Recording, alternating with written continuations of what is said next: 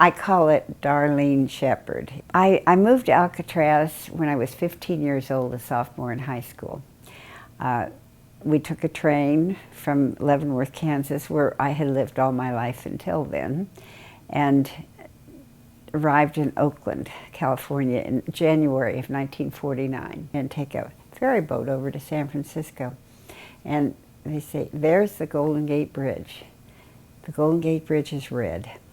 It's painted red. And I remember thinking, this is all wrong. The Golden Gate Bridge should be gold. I went there when I was 15, and I was there until I was between 19 and 20, 19 and a half, something like that, when we were transferred away. And we were assigned a house to live in.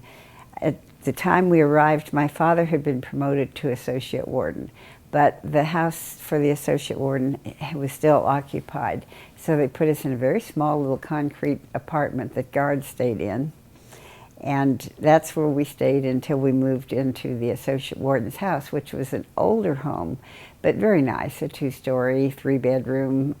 They furnished all the houses, so we had to sell everything, all our furniture. The only things we could take were our personal belongings and clothing, except that in 1949 they didn't furnish washers and dryers.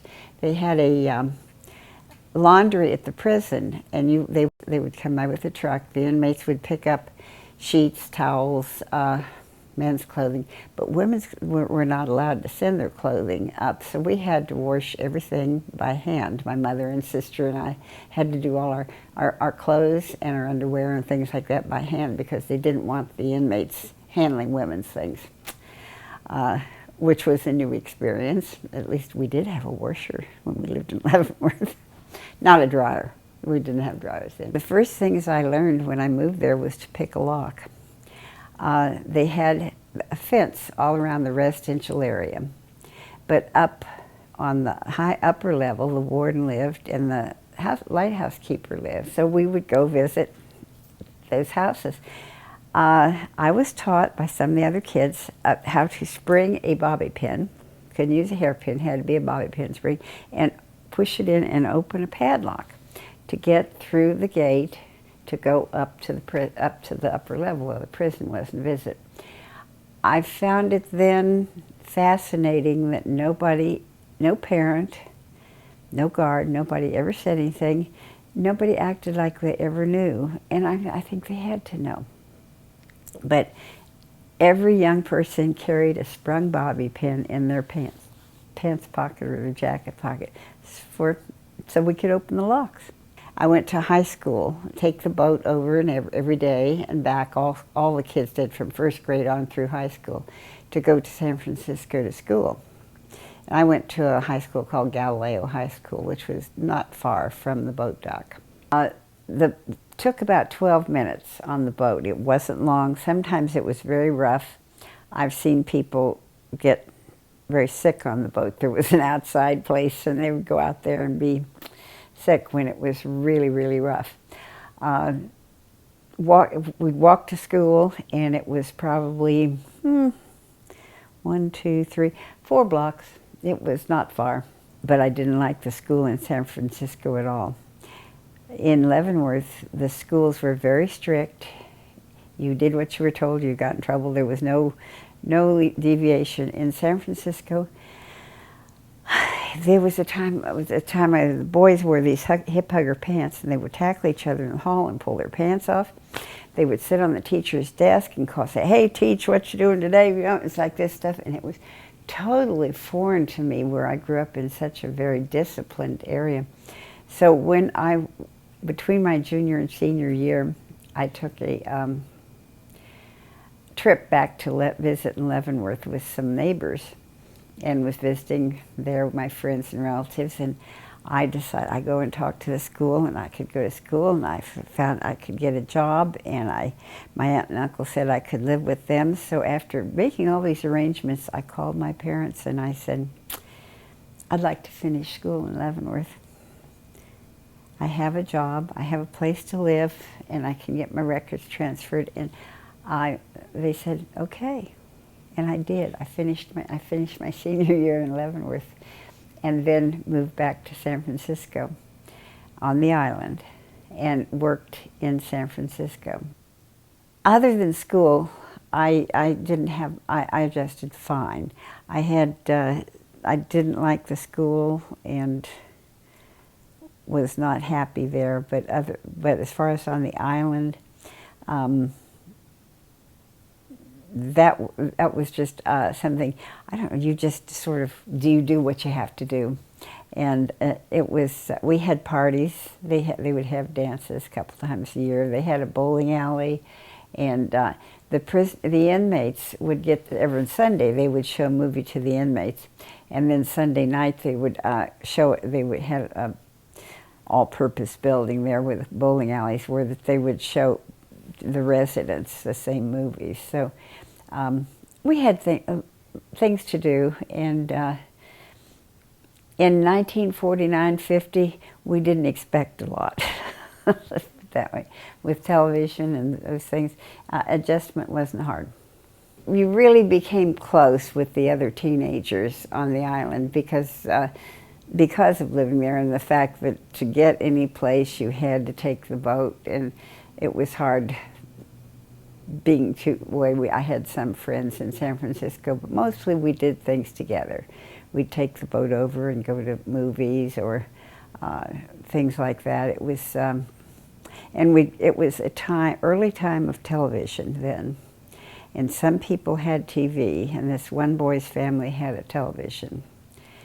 And it was, we would all get together on certain nights, and I don't remember night one, but when Gunsmoke was on and Dragnet, I don't know if you've even heard of those shows, but those were the shows of the time. So there would be maybe 6 or 8 of us sitting on the floor of the furniture around the living room in somebody's apartment watching those television shows. The first date I had with a boy that went to Galileo, and he says, "Would you like to go to the dance Friday night?" Yes, I would.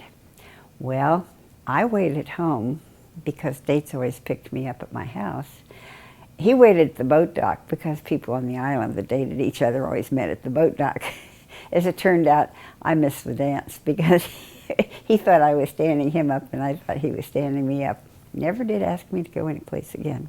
I had a date one night. We went to Oakland to the hotels at that time would have dinner and dances and stuff. So we went to this dinner and dance. Had to be home. The last boat was at 12:25. Then there wasn't another one until 6:10 in the morning. As we're coming home, there was a wreck ahead of us, and we couldn't get through for a while. And when we got to the boat dock, there is the boat heading back to the island. I had missed it. So I call a friend of mine, and I say, "Hey, I'm stuck here." And she used to live on the island. And I said, "I need a place to spend the night." And she said, "You come on over." Then I called the island. And the phone system was, that's another thing today, it sounds so strange. There was a regular phone system in town, but the island was sort of like it is here at Tallgrass. They had their own phone system, but you couldn't call out of the island on that. It just was an inter-island phone system. There were 2 pay phones, and there was a phone to the prison. I know. So I called the prison, and I said I had missed the boat, and would they call my father and tell him that I had missed the boat and where I was staying and what. And the guard who answered the phone said, "Your father, we're under orders not to wake your father unless it's an absolute emergency." And I said, "If I don't come home, it's an absolute emergency." So after much discussion, he did call my father and tell him where I was. But that's how strict my dad was, even as the people who worked under him didn't want to bother him when it wasn't time. When you got off the boat coming over from town, you had to go up a tall stairway, and there was a locked gate there. We never locked that one because there was a guard watching it, and he had to authorize, he would open the gate with the automatically if he knew who you were. If he didn't, you had to prove who you were before you could get through that gate into the residential area. the guards recognized us always, and it was not a problem. I did have an ID card that I don't ever remember having to use because there weren't that many people. There were, probably 12 or 13 teenagers. There were maybe at maximum 40 to 50 children living on the island. Guards and their wives. We had a little store, very small, but it carried milk, bread, soup, essentials. The women would all go to take the boat, go to San Francisco, and get their groceries. And now I wonder how in the world they carried everything home, but they did. Very few friends were allowed, would their parents allow them to come and visit us. They had this terrible idea about Alcatraz, and I was one very good friend of mine. Her father just said, she can't come over there where those prisoners are. And my dad called him, he said, he said, we know who the bad people are here. They're in jail. He said, they're in cells. You don't know in San Francisco who the bad people are. But her father would not let her come. We did not, the inmates, we lived in Leavenworth at the prison houses. We lived in, Washington, McNeil Island, an island out in Puget Sound, prison homes. My dad was, pardon me, warden then in Milan, Michigan. Those places, we had inmates that painted the houses. They, inside and out, they did the yard work. You would talk to them just friend. On Alcatraz, we were never allowed any closer than about 20 feet, I would say, to the prisoners. When we got off the boat, if they were working on the dock, they all had to go clear over to the other side of the dock and line up far enough that you wouldn't be able to talk to them at all. The only, I saw them bringing one prisoner over on the boat. He had died, and his body was covered up except for this tag hanging off his toe. I will never forget it. I said, what in the world? And they said, well, that designates who he is. And he was called Waxey Gordon, who I had not heard of, but he was one of the 1930s gangsters that was there. At the time we were there, Al Capone was there. My father knew Al Capone quite well. He had known him at Leavenworth and there, and he had taken him out on the train to Alcatraz when he was transferred out there. And he said of Al Capone, he said he was a very soft-spoken, very gentle person, very quiet. He said you would never know he was a criminal, but the fact is that he hired people killed, and he hired people beat up and things done. He never did any of it himself. He said, but you would hear him very meek little voice and such. Machine Gun Kelly was there, another 1930 gangsters. I did have a picture of him, but somebody has removed my picture of Machine Gun Kelly playing cards. And Robert Stroud, who they called the Birdman, was there. Now, the truth is, in the movie, they show him having all these birds at Alcatraz and things. He never, ever had a bird at Alcatraz. He had them at Leavenworth. And he would go out, and they had this what they call the recreation area on a concrete yard outside, and he found this injured bird and took it in and healed it, and then he worked with other birds, and people would send their birds to him there. And so he did heal and learn a lot about birds, how to care for them. But he had killed his father-in-law, is the reason he was in Leavenworth, and he killed the guard in Leavenworth was the reason he got sent to Alcatraz. And my dad said he was a very dirty, filthy, murdering man. He said he was not the gentle, sweet person that was made out in the movie about the Birdman of Alcatraz. But when I was there, Dad came home one day and he said, oh, can you believe this woman called the warden there and had a bird, and she wanted to send it in to bring it in to him, see if he could get it well. And the warden said, no, we don't allow him to work on birds here. Well, the bird died, apparently, because he received a dead bird in a package with a little note about how her bird died because he wouldn't let them take care of it. He said, strange people. Yeah, one time I was home and I saw this, I think came home on the boat, but anyway, I was sitting there and you could see smoke coming out all the windows up at the prison. I thought, what's going on, you know, and you wait and you don't hear anything. And finally, when my dad came home very late, I said to him, I said, what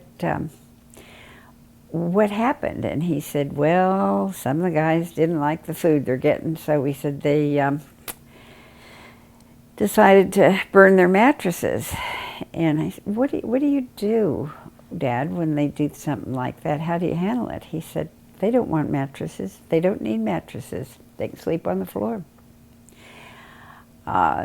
Which he would have let them, and had it been me burn my mattress, I'd have probably slept on the floor the rest of my life. But it wasn't long until the society said, no, you can't treat that. That's a terrible way to treat those poor inmates. You have to give them beds. So they did get their mattresses back after about a week. But they got a week on the floor, concrete floor, and it was cold out there. I wouldn't have wanted to sleep. The prison is pretty much concrete, the walls and everything, and it's cold. You know, it's just so that. But he grew up in a very, very strict environment. He was, of course, he was one of 12 children, so he had not been pampered, and he didn't pamper, nor did he the prisoners. He said, you know, very matter of fact, if this happens, this happens. And if you know what's going to happen, it's up to you. If you want to do something wrong, well, you're going to get punished, and it's guaranteed. He used to say that for crime or raising children, there should be swift and sure punishment. It should be quick and it should be guaranteed. And there were times when you could hear, they would bang, they had metal plates and metal cups, and they'd all bang on the bars. You could hear that. That was about all. Normally you couldn't hear much from there. But in 1946, 3 years before we moved there, they had a riot. An inmate climbed up somehow and got the gun of a guard that was up in the watching them. And after he got him, then other ones got other ones because they had this gun. And there were quite a few then that got out of their cells. They put every guard that came in, tried to do anything, they got them all in one cell and just started shooting them in the cell. So that there were quite a few killed. And then the military and police from San Francisco, the island was surrounded for several days, and there was all kinds of shooting going on and back and forth. And they did quell it, but there were prisoners killed and there were guards killed. At that time, my uncle worked there. Well, he did on and off for many, many years. But he was in charge of a group of inmates that were in the laundry. And he heard some noise, and he went from the laundry up a stairway and looked out and saw an inmate with a gun, which he immediately closed and locked the door. And he wasn't sure what would happen, but apparently the guys who were working with him, the inmates, did not want any part of it. And he said he didn't let on, and they all knew something was going on. He said he had one of those billy clubs like on his waistcoat that somebody had grabbed when he was on the stairs. And he said, I just told them, I'm turning my back and walking over here, and I want my club on the table when I turn back around. And it was. And no, he never knew who had it. They never had any trouble. And they were 2 or 3 days in this room without food or anything. But when it was over, he was fine. Those inmates had not they didn't want involved in the riot. But there were quite a few that were, and there were quite a few people killed. And of course, we didn't know, nor did his wife or anybody know if he was alive or dead that whole time. So it was, but it's a different thing. When you grow up, my dad started working for the prison before I was born. So I didn't really, I mean, that was my life. Prisoners and being around prisons and everything. And people say, was I scared? Not really. I remember sitting and talking to an inmate he was polishing, they had painted the inside of our house, and he was polishing doorknobs and locks and stuff, getting the paint off, and I was talking to him. I asked him why he was in prison, which I wasn't supposed to do, and he said he'd not paid income tax. He was a farmer from western Kansas, and he said, I just didn't want to pay tax, and I didn't, and he said, when they caught up with me, I didn't have the money to pay it, so he said I ended up in federal prison. Very nice, pleasant man. But we had, when we lived in Milan, in Michigan, when Dad was warden, we had an inmate that worked in our house, that cooked and cleaned in the house then. And he had killed a man. But we visited with him, and he came out every day from the prison, and he did the dishes, and he cooked, and would run the sweeper and anything Mother wanted him to do. And we just visited with him. He was just talk to him like I do with you. So anyway, we were there for about 3.5 years, and then my dad was transferred to McNeil Island in Puget Sound off of Tacoma, Washington, which was totally different. Great big island. You had to drive a car on it, and we weren't there long until he was transferred again.